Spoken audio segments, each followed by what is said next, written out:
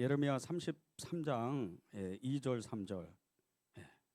우리 앞에 PPT에도 나오는데 우리 다 같이 합독해서 읽겠습니다. 시작. 이를 행하시는 여호와, 그것을 만들며 성취하시는 여호와, 그의 이름을 여호와라 하는 이가 이와 같이 이르시도다. 너는 내게 부르짖어라. 내가 내게 응답하겠고 내가 알지 못하오는 크고 은밀한 일을 내게 보이리라. 아멘. 하나님의 말씀입니다. 우리가 이렇게 이 예레미야 33장 2절 3절 말씀은 여러분이 적어도 한 10번 이상은 들었을 거고, 또 이 관련된 설교를 한 20번 이상씩은 여러분이 아마 들었을 겁니다. 그래서 정말 부르짖는 기도는 반드시 응답되나 보다, 그렇게 이제 여러분이 알고 계실 겁니다. 그런데 처음에 여러분이 이 말씀을 접하고 기도할 때는 정말 이 감정이 이루 말할 수가 없습니다. 이건 반드시 응답된다. 이 어떠한 기도든지 응답된다. 이러면서 이제 정말 내 안에 불이 있어서 끊임없이 기도를 하게 됩니다. 그런데 이게 한 달이 가고 두 달이 가고 1년이 가면 이 말씀의 능력이 점점 사라집니다. 그러다가 수년이 지나고 5년, 10년이 지나면 이 말씀은 그냥 지식으로 끝나버립니다. 그 이유가 있습니다. 우리 안에 간절함이 점점 사라지는 거예요. 우리 안에 정말 주님을 향한 그 말씀을 처음 읽고 그 은혜를 처음 받았을 때, 예수님을 처음 만났을 때, 내가 처음 기도해서 응답받았을 때, 내가 처음 정말 하나님의 기적, 하나님의 그 놀라우신 일들을 경험했을 때, 그 모든 것들이 점점 다 사라지고 마는 거예요. 간절함이 사라져 버렸기 때문에. 간절한 마음이 하나님 앞에 온전하지가 않으니까, 지켜내질 못하니까. 저는 요즘에 이제 기도를 하면 하나님이 정말 너무나 놀랍게 이렇게 깨닫게 하시는 것들이 있습니다. 한국교회 130년 동안 기도의 형태에 대해서 한 번은 이렇게 말씀하신 적이 있었는데, 잘 들어보세요.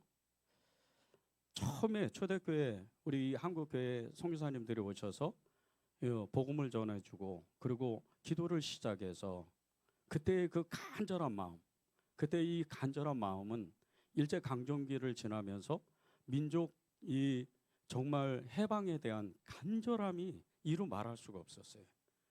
교회에서 앞장서서 정말 엄청나게 새벽을 깨우고 밤이 새도록 그렇게 산으로 들로 그렇게 그 예배당으로 가서 기도를 그렇게 많이 했다는 겁니다. 그때 기도는 우리가 도저히 따라갈 수가 없습니다.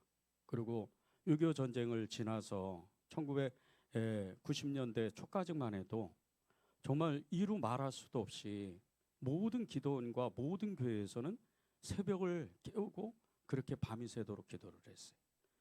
그때는 민족 부흥과 부흥의 역사, 교회의 부흥의 역사, 그리고 내 삶에 정말 너무나도 비참한 내 삶을 회복시키기 위해서, 하나님께 축복받기 위해서 그런 간절함으로 기도했단 말이에요.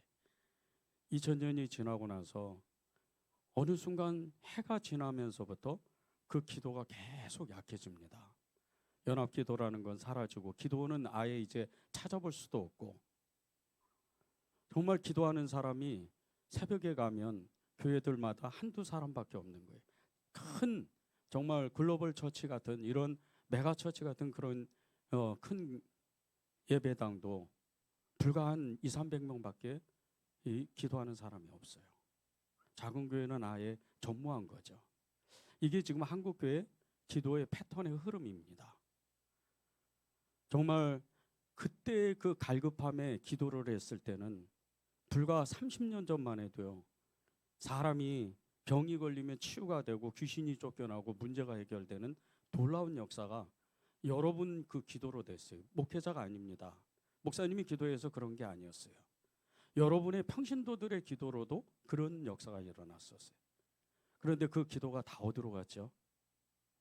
그 기도가 정말 어디 다른 곳으로 갔나요? 하나님이 그걸 깨닫게 하실 때 그 원인이 있다는 거예요. 간절함이 사라졌다. 제가 처음 여러분에게 몇 번 나눈 것처럼요, 처음 기도를 배울 때 저는 산기도부터 시작했습니다. 산기도를 처음 시작할 때 이루 말할 수가 없었어요. 저는 그때가 너무 그리운 거예요. 그때의 그 경험은, 영적인 그 체험들은 정말 지금 제가 여러분 앞에 서 있을 수 있는 하나님의 놀라운 은혜였어요.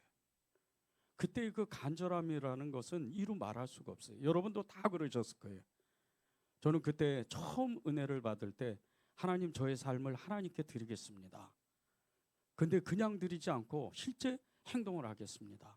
그리고 제가 가진 모든 재산을, 가지고 있는 차까지 다 팔아서 하나님께 헌금했어요.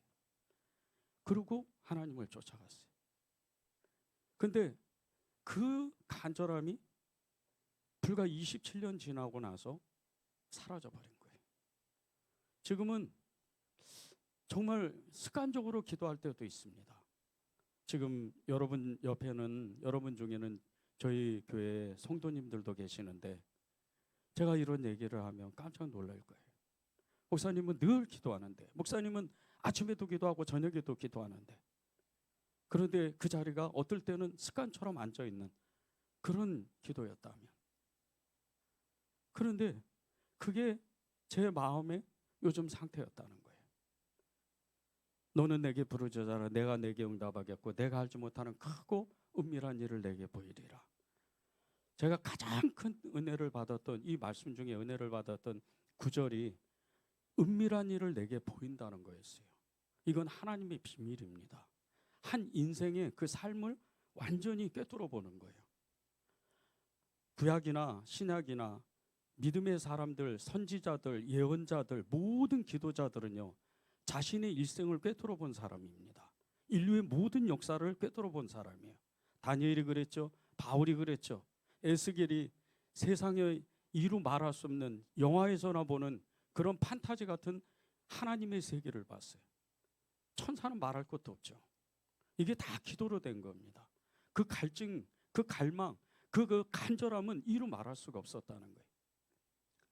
지금 한국교회가 사라져가는 것이, 이 말씀이 그냥 문자화되는 것처럼 너무나도 안타깝게, 너는 내게 부르짖어라, 내가 내게 응답하겠고 내가 알지 못하는 크고 은밀한 일을 내게 보이겠다. 그 말씀이 실제가 되질 않는 거예요.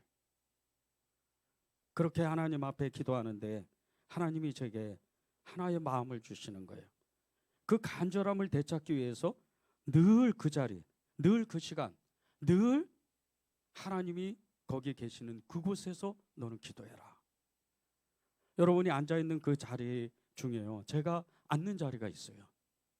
그렇다고 매일 이렇게 앞에 앉는 게 아닙니다. 저는 기도의 방법이, 아무도 새벽에 나오질 않기 때문에 이 예배당을 뺑뺑 돌아요. 거의 2시간 이상씩 돕니다. 그냥 계속 걷는 거예요. 그러다가 엎어지고 쓰러지고 또 의자에 앉아서 부르짖기도 하고, 정말 너무 간절할 때는 정말 어찌할 바를 알지 못해서 펑펑 울 때도 있어요. 그게 제 기도의 패턴이에요. 그거를 다시 찾아야 되는 거예요.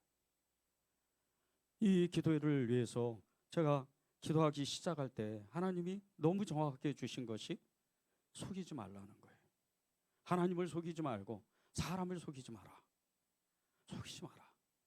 내가 기도를 1시간 했고 2시간 했고 3시간 했으면 그대로 그 능력은 나타난다는 거예요. 그러나 네가 이렇게 기도를 얼마나 많이 하고 얼마나 영적인 체험을 하고 기적과 은사를 체험한다 한들, 네가 아무리 정말 성령에 충만해서 그 말씀을 전한다 해도 기도의 그 분량만큼 채워지지 않고 기도의 자리를 지키지 않으면, 하나님이 원하시는 그곳에 있지 않으면 그것은 다 거짓말이라는 거예요. 저는 사실 여러분 앞에 굉장히 저의 연약함을 고백하고, 그리고 굉장히 지금 마음이 떨립니다. 이 기도회가 대단한 어떤 말씀이 있어서, 대단한 어떤 체험들이 있어서 우리가 그것을 나누고, 아 정말 하나님이 살아계시는구나, 아 정말 은혜가 있었구나, 정말 이 능력이 있었구나, 그러면 좋겠어요. 그러나 그것은 허상일 가능성이 굉장히 많습니다. 여러분이 이 말씀이 실제가 돼야 돼요. 이 말씀을 나눌 때 아주 단순한 겁니다. 말씀을 받으면 이것이 내 것이 될 것인가, 아니면 그냥 듣고 흘려낼 것인가, 그것은 여러분의 선택입니다. 많은 사람들이 그것을 받아내지 못하는 이유는, 그것이 내 것이, 이 하나님의 말씀이 내 것이 되지 않는 이유는 딱 한 가지예요. 그 마음의 간절함이 사라져버린 거예요. 여러분의 그 마음 가운데 하나님, 제가 주님을 향한, 제가 제 인생을 다 드리겠다고 한 이 마음들이 다 어디로 갔는지 모르겠습니다. 이런 떨림이 여러분 안에 와 있어야 돼요. 그래야 여러분의 기도가 그때부터 능력이 나타나기 시작하는 거예요. 작년에 한 나이 많은 권사님이 아이를 갖고 싶다고 저를 찾아왔어요. 이분이 나이가 50이 다 됐어요. 아이를 가질 수가 없습니다. 그런데 부부가 꼭 아이가 갖고 싶다는 거예요. 결혼한 지도 그렇게 오래됐는데 아이가 없어요. 목사님 기도해 주세요. 아이를 꼭 갖고 싶습니다. 그렇게 정말 기도 부탁을 하는데 이걸 어떻게 해야 되나. 근데 1시간여 정도 이 부부하고 같이 이야기를 나누는데 그 아내 권사님의 그 마음이 얼마나 간절한지, 불가능이잖아요. 이거는 있을 수가 없는 일이에요. 그 마음이 전달이 어져 오는 거예요. 기도하자. 그리고 내가 기도하겠다고. 그리고 그날부터 기도했어요. 며칠 기도하는데 갑자기 하나님이 제게 기도의 방향을 잡아주시는데 된다는 마음을 이렇게 주시는 거예요. 그리고 그때부터 초점을 잡아서 전력을 다해서 기도했습니다. 그렇게 몇 달을 기도했어요. 어느 날 권사님이 전화를 해왔어요. 목사님, 아이를 가졌습니다. 시험관을 해서 아이를 가졌다는 거예요. 단 한 번에. 그것도 단 한 번에. 그러면서 이 권사님이 저한테 이렇게 얘기하는 거예요. 목사님의 기도입니다. 그리고 얼마 전에 아이를 낳았어요. 그 남편 권사님이 그 아이가 인큐베이터에 있는데 자는 아이를 한 30초짜리 영상을 만들어서 저한테 보냈어요. 병원에서 저한테 보냈어요. 그 영상을 보는데 제 마음이 그렇게 떨리더라고요.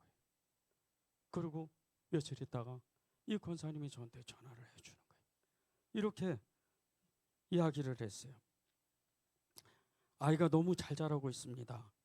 목사님께서 기도해 주셔서 아이를 갖게 됐고 이제 건강하게 태어났습니다. 제가 그 이야기를 듣고 반대로 이야기를 했어요. 권사님의 그 모든 기도는 권사님이 주체입니다. 권사님이 간절한 마음으로 하나님께 부르짖어 기도했기 때문에 권사님의 그 간절한 마음을 받아서 하나님이 주의 종과 그리고 기도자들을 기도하게 하신 거예요. 그렇게 전해줬어요. 간절한 마음은요, 기적을 만들어요. 간절한 마음은 하나님의 역사를, 정말 좌로 가야 되는데 우로 가는 역사가 실제로 일어나는 겁니다. 나이가 50이에요. 아이를 가질 수 없습니다. 불가능해요. 그건 불가능한 일이에요. 그런데 저는 첫 번째 기도를 시작할 때 하나님이 하시면 된다고 믿었어요. 저 또한 그 권사님을 위해서 간절한 마음을 가졌기 때문에 여러분이 정말 기도 응답을 받고 싶다면 여러분의 그 첫사랑, 첫마음, 간절함, 그걸 찾아내야 돼요. 그것을 회복해야 됩니다. 여러분의 환경, 여러분의 어떤 직업, 여러분의 어떤 처지, 돈이 많고 적고 어디에 사는지 무엇을 하는지 아무 관계없어요. 간절함을 찾아야 돼요. 여러분이 그 간절한 마음을 찾아야 주님의 손을 꼭 붙잡고 여러분이 천국 그날 가는 그날까지 여러분이 하고 싶은 모든 것을 할 수가 있는 거예요. 그것이 하나님이 오늘 주신 메시지예요. 간절한 마음을 되찾아라. 간절한 마음을 되찾아야 잃어버렸던 그 믿음도 찾고 잃어버렸던 그 환경도 다시 회복하고 잃어버렸던 건강도 다시 회복한다는 거예요. 우리가 이 정말 간절함을 찾게 되면요, 우리의 기도의 차원이 지금과 또 다른 하나님의 역사가 일어나게 돼 있습니다. 예레미야 33장 2절 3절을 제가 다시 한번 읽겠습니다. 이를 행하시는 여호와, 그것을 만들며 성취하시는 여호와, 그의 이름을 여호와라 하는 이가 이와 같이 이르시도다. 너는 내게 부르짖어라. 내가 내게 응답하겠고 내가 알지 못하는 크고 은밀한 일을 내게 보이리라. 일을 행하시는 여호와라는 거예요. 하나님은 우리를 기도시키기 전에요, 이미 다 일을 하셨다는 거예요. 일을 다 하시고 나서, 다 만들어 놓고 나서 우리를 축복하려고 우리에게 어떤 주의 길에 대한 그 방향성을 다 만들어 놓으시고, 길이요 진리요 생명이신 예수님께서 우리의 어떻게 살아가야 될지를 다 이미 만들어 놓으시고 그 일을 행하시고 나서 기도하게 하라고 하는, 기도하라는 거예요. 왜? 기도해야 그것을 볼 수가 있기 때문에. 우리 인생길이요, 그렇게 만만하지가 않아요. 오늘 있다가 내일도 없고, 내일 있다가 오늘 다시 또 있는 그런 인생을 우리가 사는 거예요. 내일은 어디로 갈지, 내일은 무엇을 할지 아무도 모릅니다. 내일 몸이 아플지, 내일 건강할지 아무도 몰라요. 그런데 주님은 길이라고 말씀하세요. 이미 길을 닦으셨다는 거예요.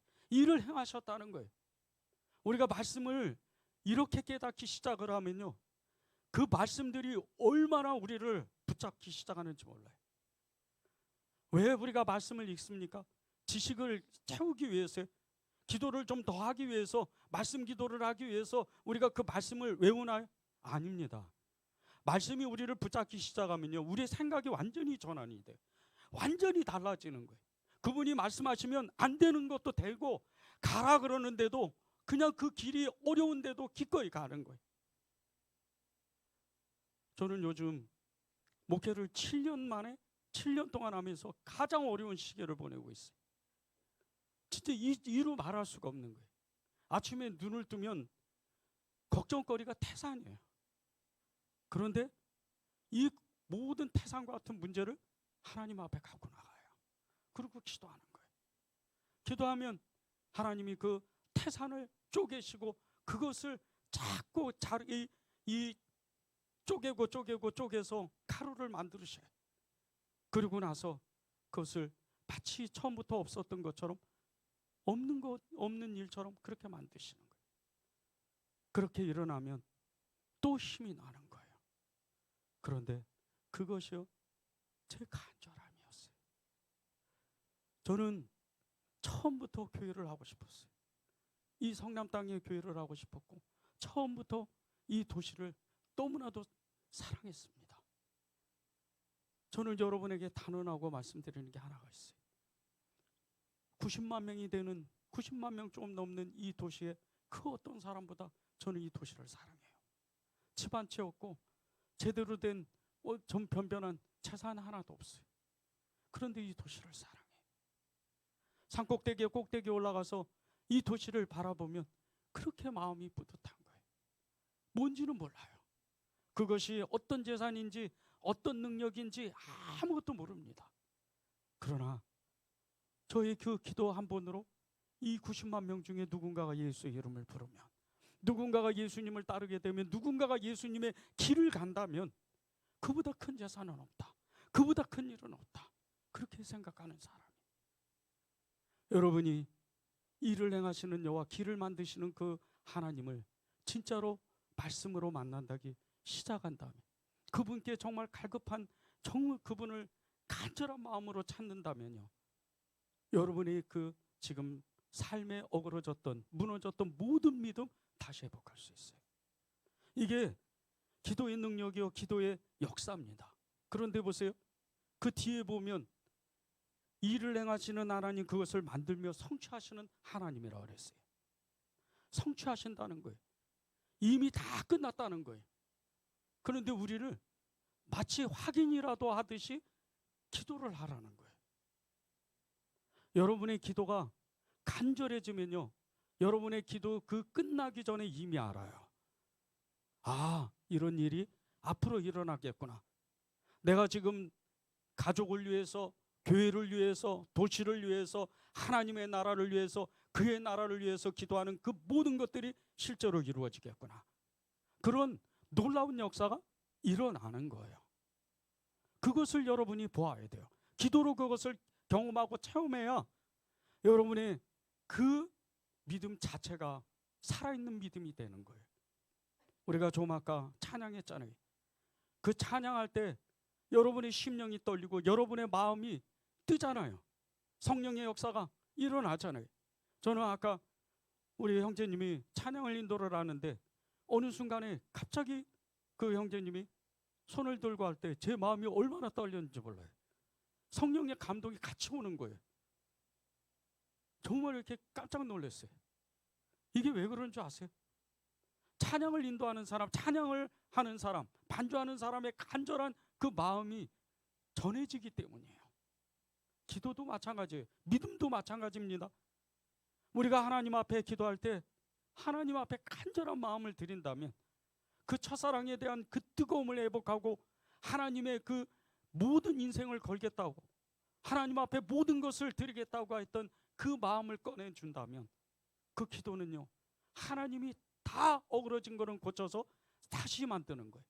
그리고 기도가 약한 것은 아주 강한 철을도 만들어요. 그래서 기도가 철이라 그러는 거예요. 기도가 얼마나 무거운 줄 아십니까? 기도가 얼마나 날카로운 줄 아세요?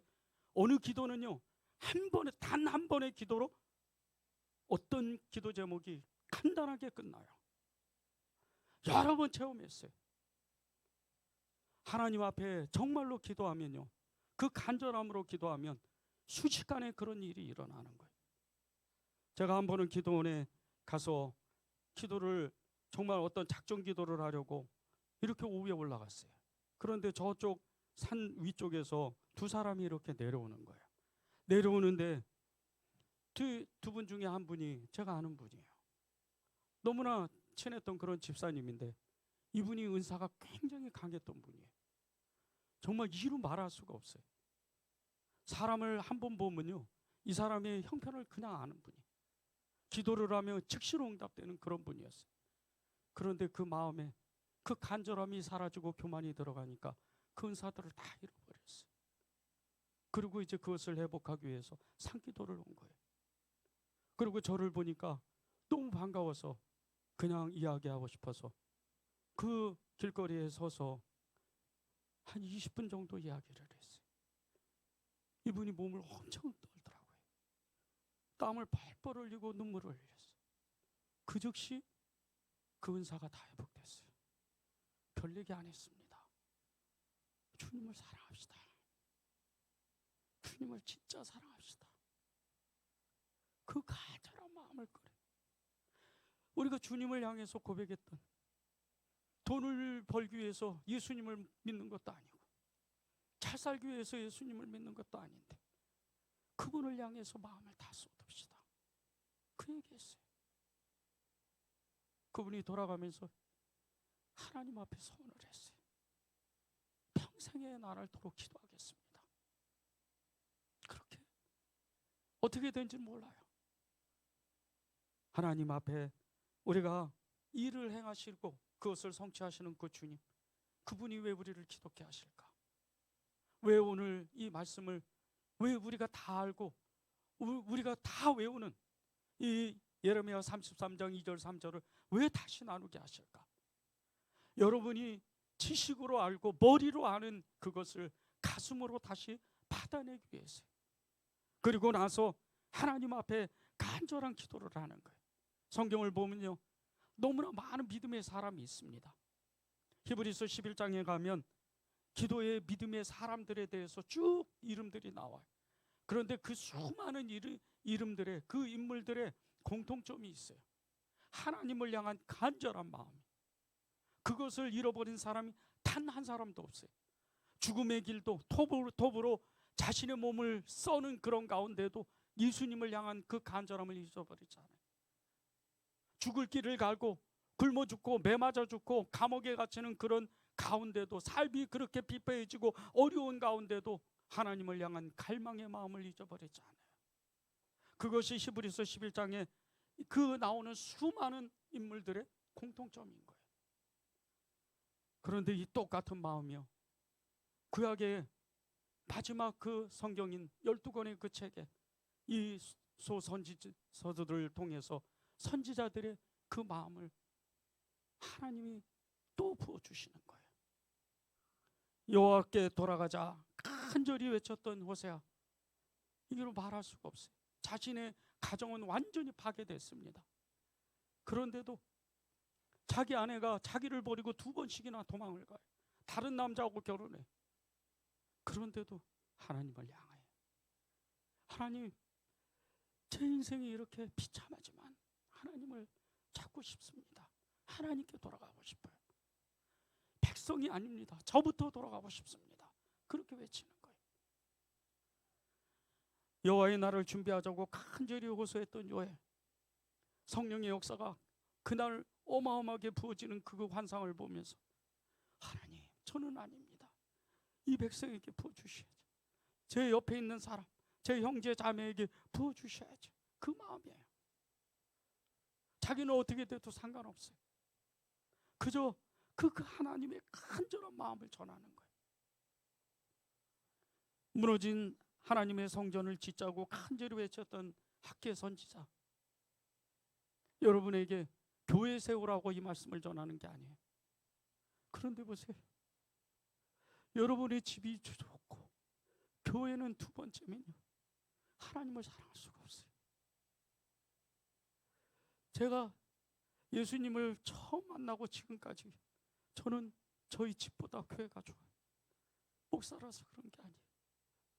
이곳에 앉아 있으면 주님이 늘 저를 만나주시. 힘들지, 힘을 내라. 기쁠 때는 그 기쁨을 2배로 주시. 그게 하나님을 향한 이 학개의 간절한 마음이에요. 가정보다, 집보다, 형제보다, 부모보다 예수님을 사랑하는 사람, 이런 사람은요, 그 마음 안에 간절함이 끊어지질 않아요. 오히려 가정을 사랑하고, 부모를 사랑하고, 형제를 사랑하고, 이웃을 사랑하고, 세상 가운데에서 복음을 전하려고, 예수 생명 전하려고 애를 씁니다. 여러분이 진짜 주님의 간절한 마음을 받기 시작하면요, 그 마음은 오히려 여러분을 통해서 수많은 사람들이 살아나게 돼 있어요. 하나님의 나라를 준비하자고 외쳤던 이 발락이, 이 구약 성경을 덮으면서 마지막 날은 분명히 올 것이다. 그런데 그 마지막 날에는 우리가 준비할 것은 뭐냐는 거예요. 세상의 마지막도 있겠지만요, 우리 인생에, 여러분의 각자의 인생에도 마지막이 찾아옵니다. 저는 나이가 60이, 이제 60이 넘었어요. 지난달에 국민연금도 끊어졌습니다. 이제 다 완납했어요. 이제 제 마지막 남은 삶을 살아야 돼요. 제가 의료보험공단에 가서 상담을 하는데 제 기대 수명이 84세더라고요. 이제 20년 조금 넘게 사는 거예요. 병이 없는다는 조건에. 무엇을 하면서 살까? 앞으로 나는 더 주님의 그 원하시는 것을 위해서 살아야 되는데 나는 지금 어떤 마음으로 주님 앞에 쓸 것인가? 저는 저희 아내랑 얼마 전에 그 얘기를 했습니다. 죽음을 준비합시다. 나의 죽음을 준비합시다. 당신의 죽음을 준비합시다. 여러분들에게는 낯선 말인 것 같이 들려질 수도 있어요. 그러나 여러분에게도 마지막은 옵니다. 그 마지막에 여러분의 지금의 그 믿음, 하나님을 향한 간절한 마음, 그것이 없으면요, 마지막에는 여러분이 믿었다고 그렇게 믿었는데 아닐 수도 있어요. 여러분이 예수 그리스도의 그 간절한, 그분을 향한 간절한 마음이 들끓다 못해서 여러분이 견디지 못할 정도로 그 상태가 돼야 주님 앞에 가서 그분의 말씀을 듣는 거예요. 잘하였다, 착한 내 종아. 이 말씀을 듣는 거예요. 여러분에게 하나님 오늘 간절한 마음을 또 요구하세요. 우리의 믿음의 사람들의 공통점이 일맥상통하게요, 간절한 마음입니다. 그건 어느 누구나 똑같이 있는 마음이에요. 너는 내게 부르짖어라. 내가 내게 응답하겠고 내가 알지 못하고 크고 은밀한 일을 내게 보이리라. 너는 내게 부르짖어라. 이 부르짖는다는 뜻이요, 아무나 할 수 없는 겁니다. 그냥 단순히 주여 하라고 기도하면 그렇게 할 수가 없어요. 제가 많은 사람들을 기도 훈련시키면서 주여를 크게 해보세요. 한두 번을 해요. 그러나 지속하지 못해요. 이유가 뭔지 아십니까? 마음이 간절하지가 않는 거예요. 제가 왜 이렇게 쫙 하면서 정말 목이 찢어져라 온몸을 흔들어대면서 그렇게 하나님 앞에 기도하는 줄 아세요? 그게 제 간절한 마음을 하나님 앞에 고백하는 거예요. 간절함이 없으면 이 말씀이 실제가 되지 않아요. 너는 내게 부르짖어라. 마음이 떨리고 간절해져야 그분 앞에 하나님 살려주십시오, 만나야 되겠습니다, 그 기도가 되는 거예요. 근데 그렇지 않고는 너는 내게 부르짖어라, 이 기도가 나오지가 않아요. 기도의 사람 이엔 바운주가 그 기도의 간절함을 이렇게 고백했어요. 강한 능력을 느끼게 하는 기도는 직접적 혹은 간접적으로 많은 시간을 하나님과 교제하는 데서 오는 산물입니다. 강력한 기도의 능력은 오랫동안 하나님과 씨름하며 이긴 자만 얻을 수 있는 것입니다. 야곱의 승리는 밤새도록 씨름하지 않고서는 얻을 수 없었습니다. 하나님은 그분을 아는 믿음의 끈질김에 굴복하십니다. 그래서 예수님은 여러 차례 밤을 새워 기도하셨습니다. 여러분은 밤을 새서 기도해 본 적이 있으신가요? 여러분은 그분을 향해서 여러분의 그 정말 온몸이 에너지가 다 소진되도록 그렇게 머리를 무릎을 땅에 그렇게 묻고 기도해 본 적이 있으신가요? 하나님은요, 그런 사람을 찾으세요. 온 에너지를 정말 기도하다가 지쳐서 쓰러져가지고 온몸에 땀이 다 흥건히 젖을 정도로 주님을 찾을 그 기도자, 그 간절한 기도자를 찾으시는 거예요. 기도의 능력은 이렇게 오렇게 하나님을 찾고 찾을 때 간절히 나를 찾고 찾는 자가 나를 만나리라, 그렇게 말씀하신 것처럼 그렇게 주님은 우리를 찾아오시는 거예요. 간절한 이 마음의 기도에 그 대한 말씀이 누가복음 18장 1절에서 8절에 나옵니다. 여러분이 잘 아시는 것처럼 이 누가복음 1장 18장 1절에서 8절의 이 이야기는요, 불의한 재판관과 과부 이야기예요. 너무 억울한 일을 당한 이 과부가 하나님도 무서워하지 않는 이 불의한 재판관을 아침 저녁으로 찾아가는 거예요. 말씀에는 나와 있지 않지만요, 이 사람이 어떻게 이 과부를 대했겠어요? 무시하고 때리고 쫓아내고 찬물을 끼얹고 꾸정물을 끼얹고 그렇게 하는 거예요. 그런 중에도 계속해서 이 과부는 이 불의한 재판관을 찾아가요. 그리고 결국은 자신의 억울함을 푸는 거예요. 그런데 이 누가복음 18장 1절에서 8절의 이 말씀의 핵심은요, 간절한 마음의 기도는 반드시 응답된다는 거예요. 여러분이 정말로 여러분의 어떤 마음의 소원, 그리고 여러분이 지금 닥쳐있는 정말 풀지 못하는, 여러분의 힘으로는 그 어떤 사람이 도와줘도 풀지 못하는 문제가 있다면요, 이 과부의 간절한 마음으로 정말 반드시 내가 이걸 풀어내고 싶다, 그렇게 마음을 가지고 기도하기 시작하면 그건 반드시 풀어지게 돼 있어요. 저는 요즘에 교회 부흥을 위해서 다시 한번 기도합니다. 그런데 그냥 기도하지 않아요. 이제 정말 눈으로 보면, 육안으로 볼 때는 우리 교회는 이제 두 번 다시 일어나지 못할 그런 상황이에요.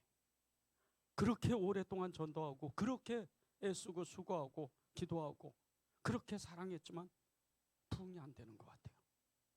그런데 어느 목사님이 이렇게 저한테 이야기를 하시는 거예요. 목사님, 은혜롭게 부응됩니다. 그 이유를 이렇게 얘기를 했어요. 목사님은 낙심하지 않고 끊임없이 그 자리에 가서 기도하고, 누가 됐든지 누가 어떤 사람이 있든지, 조금 능력이 있고 조금 부자고 조금 가난하고 그런 거 상관없이 누구에게도 자기는 기도하는 사람이라고, 교회는 부응한다고 그렇게 선포하잖아요. 그러니까 부응은 온 거예요. 그런데 기도하는데 주님이 그 마음을 똑같이 주셨어요. 실망하지 말라는 거예요. 그 이유는 제가 기도의 자리에 들어가면 하나님이 언제나 저에게 똑같이 말씀하시는 것이, 너는 좌절하는 가운데 낙심하는 가운데도 너는 기도하잖아. 그게 부흥이라는 거예요. 너무 깜짝 놀랐어요. 제가 어느새 힘들었는데도, 너무 어려운 가운데도 기도의 자리에 가 있어요. 그리고 그 기도를 안 해요. 하나님 이렇게 힘듭니다. 하나님 이렇게 죽겠습니다. 하나님 이제는 안 될 것 같아요. 이런 기도는 안 해요. 오히려 반대의 기도를 하는 거예요. 하나님 이러니까 부흥해 주셔야죠. 하나님 이러니까 사람 보내주셔야죠. 하나님 이러니까 기적을 나타내 주셔야죠. 근데 그게 믿어지는 거예요. 간절함이 끊어지지가 않는 거예요. 여러분이 똑같이 여러분의 기도가 응답이 없을지라도 계속해서 그 기도하는 자리에 나아갈 수만 있다면, 그 작은 힘이 있다면, 그 간절한 마음이 있다면 7절의 말씀과 같이 정말 밤낮 부르짖는 이 택하신 자들의 기도는 응답이 된다는 거예요. 그것이 누가복음 18장 7절에 8절에 나와요. 제가 읽겠습니다. 하물며 하나님께서 그 밤낮 부르짖는 택하신 자들의 원한을 풀어주시지 않겠느냐? 그들에게 오래 참으시겠느냐?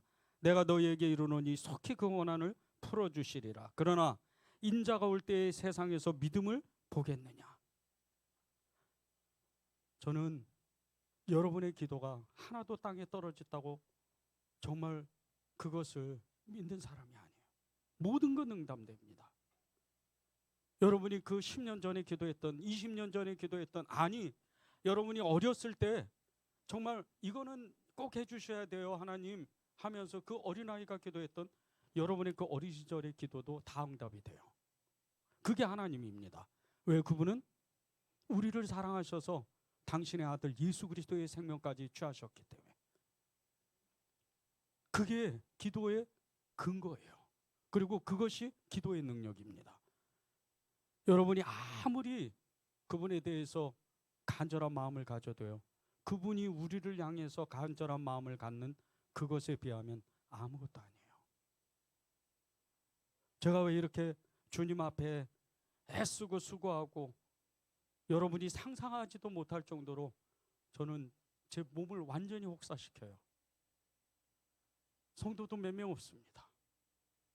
그러나 저기 부산에서 누가 상담하자 그러면 거길 쫓아가요. 우리 교인도 아니에요. 그게 하나님의 일이니까. 엊그저께도 어느 분이 아버님이 돌아가시기가 거의 다 됐다는 거예요. 정말 목사님이 찾아와서 제가 목사님 얘기를 들었어요. 와서 복음 전해주세요. 제가 몇 가지, 두세 가지만 이걸 지키면 가겠다 그랬어요. 왜? 교회와 교회이기 때문에. 질서를 지켜야 되니까. 전 상관하지 않아요. 그 사람이 저희 교회 사람이 아니더라도 하나님이 마음 주신다면 죽을 일을 다 하고 가는 거예요. 그게 제가 주님을 사랑하는 방법이고 그분을 향한 간절한 마음이에요. 이렇게 아무 일 일어나지 않아도 저는 그분을 원망하지 못해요. 왜? 그분의 생명을 저에게 주셨기 때문에. 그분의 생명이 저에게 있기 때문에. 지금 죽어도, 지금 하나님이 부르셔도 아무 상관없어요. 그냥 가는 거예요. 하나님이 이 땅에 사명이 있으면 남겨두실 거고 사명이 끝나면 데려가시는 거예요. 오히려 그 나라가 더 저는 행복한 나라예요. 그런데 주님이 그 저를 향한 간절함이 있기 때문에 내가 보내는 이 생명을 너는 사랑해라. 너는 이 사람을 하나님의 생명으로 만들어라. 그 사명 때문에 제가 이 교회에서 정말 모든 걸 다 하는 거예요. 그래서 주님이 저에게 주시는 이 간절한 마음으로 기도하고 또 애쓰고 수고하고 섬기고 사랑하고 교회를 잘 세우려고 교회를 부흥시키려고 애를 쓰는 거예요. 여러분에게 오늘 주님은요, 잠언 8장 17절의 말씀과 같이 간절히 나를 찾고 찾는 자가 나를 만나리라 말씀하신 것처럼 오늘 여러분의 마음을 하나님 앞에 고백하는 그런 그 고백을 하나님이 받고 싶어 하십니다. 여러분, 이 기도회는요 다른 것이 아니에요. 기도회입니다.